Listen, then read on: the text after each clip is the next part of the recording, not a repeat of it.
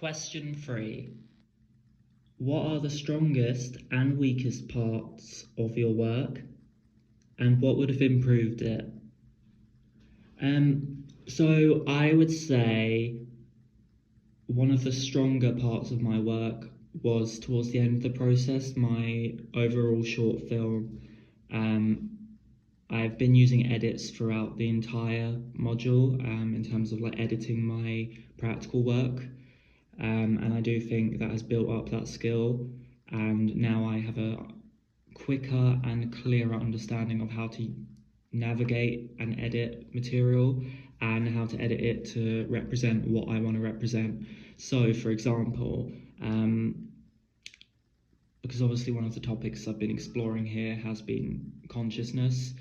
A good way to show different states of consciousness would sometimes be creating clones of myself in the edit video to show different versions of self, as that could be another way that could be interpreted. Or maybe even just, if not physically changing myself, changing the environment so it has a feeling of a different world, i.e. another state of consciousness. Yeah, I've also kept in mind with that, like obviously with the self, focusing on myself in the videos, and the idea of flow, I guess in a more abstract way, using that to help influence how I edit as well. But yeah, I do think it was a strength for my work, and a skill that I've managed to build up fairly quickly. I'd also say another strength was integrating that circular method of working, because I do feel like I did that for the pedagogy module, and I feel like I've done it again here, and I do feel like it has helped me to progress at a quicker rate.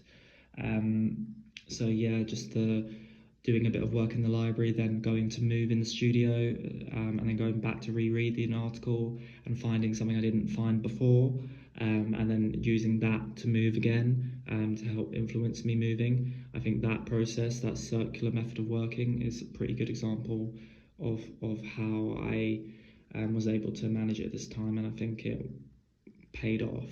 I'd say a weakest part of my work was time management and organisation and estimation. So I could manage time and schedule time, but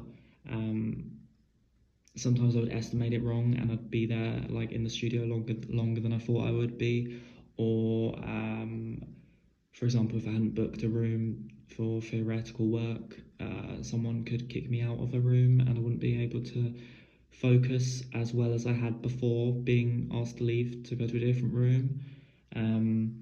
So yeah, I think a way to improve that would be to make like a table chart that could be formed in advance and everything be booked out, so I can continue that circular method of working without interruptions, and that would probably give me the best results, the best potential to have better results.